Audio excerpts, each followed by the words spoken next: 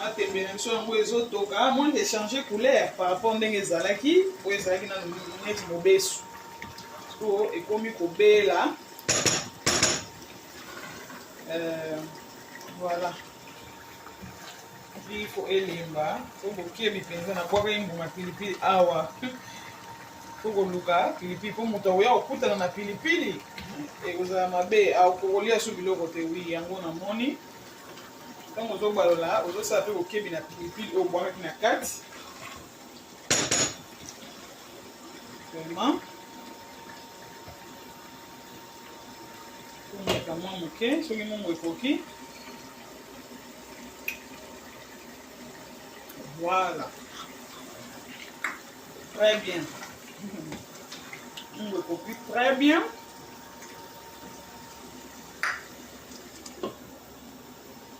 etoka nga alingaka mpenza ekoma supu pete lingi ekoma mwa supu ekauki mwa moke bakisa mwa mai po etoka lisusu po elemba lisusu bien yeah. Ok okangi mwa 10 minutes 15 minutes okitisa na biso voilà etapa matembele esili komi na etape ya njinja na mosala moko esala maboko pasi ekoswa pourquoi po ezalaka pilipili neti njinja oyo nalingaka ya boye mike mike boye kwa ya minene minene napona yango ezala mai mai oyo anana oyo naosala yango awa na mashine nakosala yango awa na mashine oyo po ebimisa jus na mashine oyo po ebimisela nga jus nango bien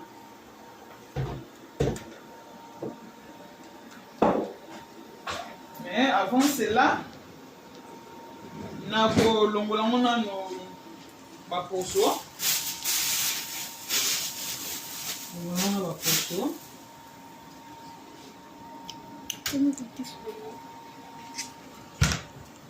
ngolonga baposo moni telemisi na boye zela nasokola yango nano nyonso na mesana po kokaka kosokola po na mosusu ezali na mabele ntango kosalela ezala propre après nabandi kolongola baposo ekaya telema boye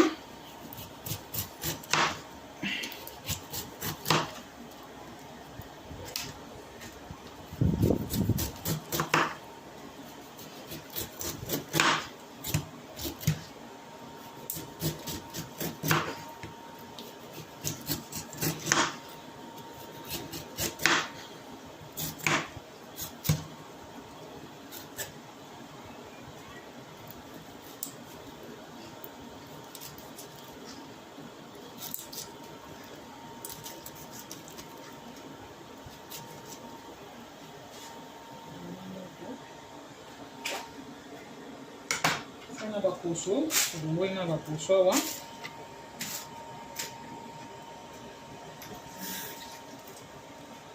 mpona kosala yango akatami na sani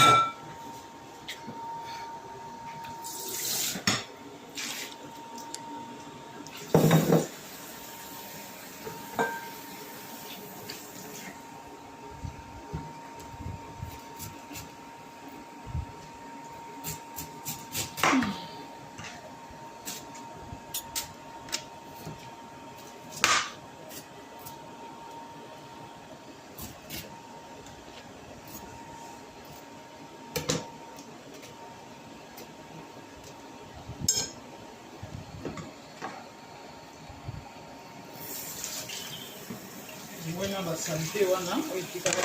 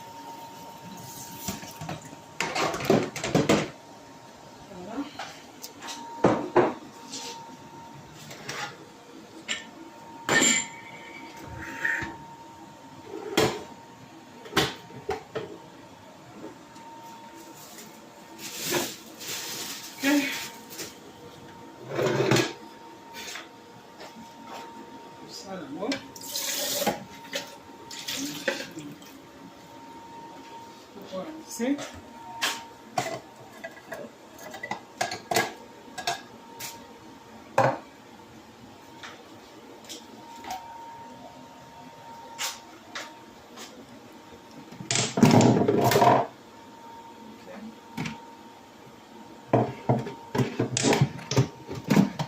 Ça déjà propre, prêt pour la rincer qui est en haut.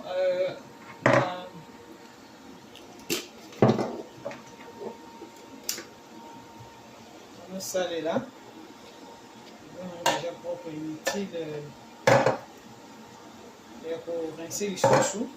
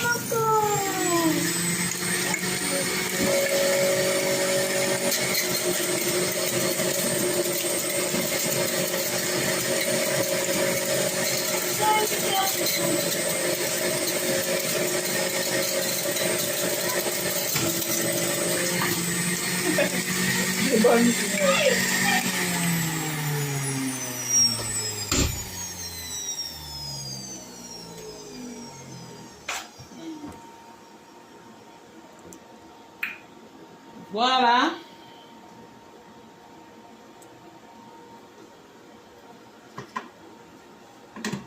Sali. Kanga. Mami chocolat. Bandi.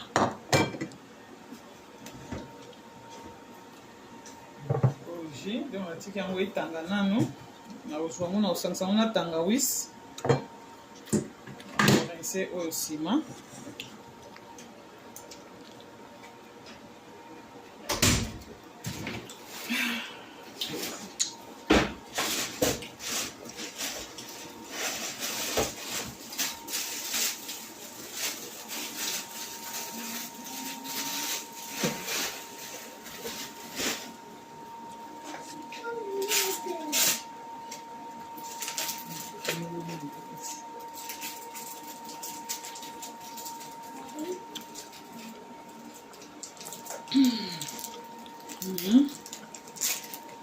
On a un chocolat. Oui, aujourd'hui, ok. Oui, on dérange la tête. Oui, ok. Non, mais tu as filmé, pas les chocolat.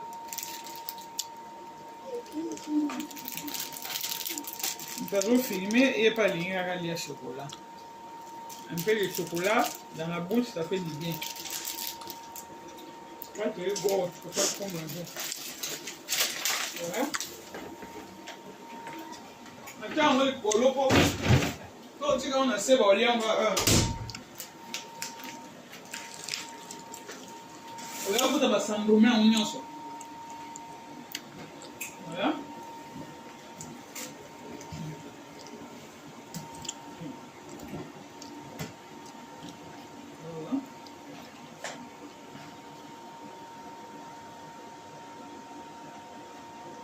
On va terminer du son.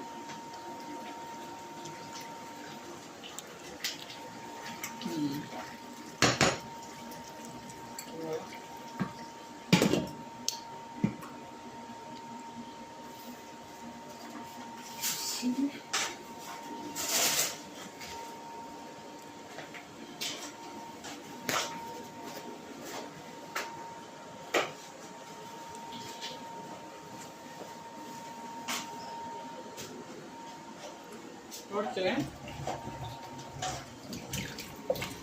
O de tangawizi. Pour chocolat bien.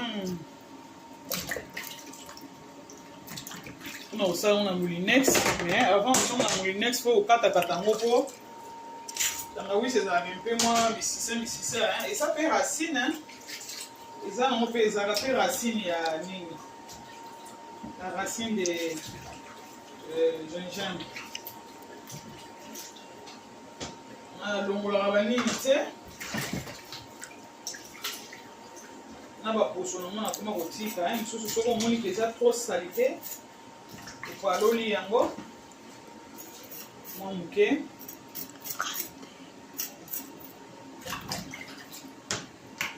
Oh, careful. Après, c'est tout. Voilà. On va pas quand même, ok. On peut faire bien à mouler.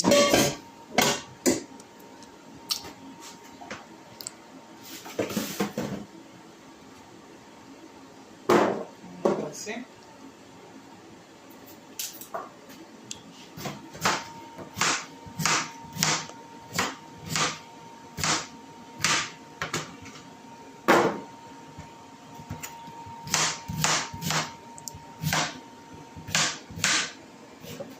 Voilà.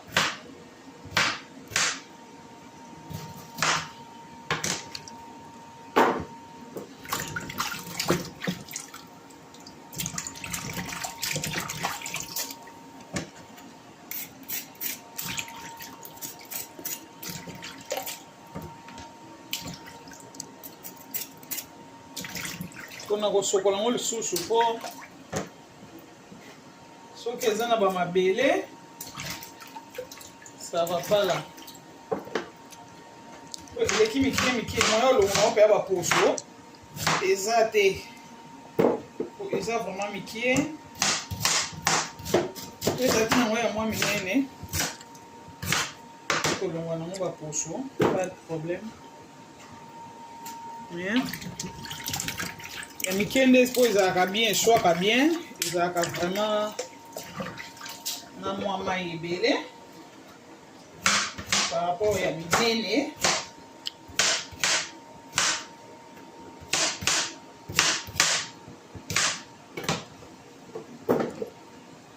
ya minene ezala lokola mwa zoba moko boye tana tie boye na korinisa mosusu mpona katikati osukama bien so ezalaki na mabele ezala te osukama mosusu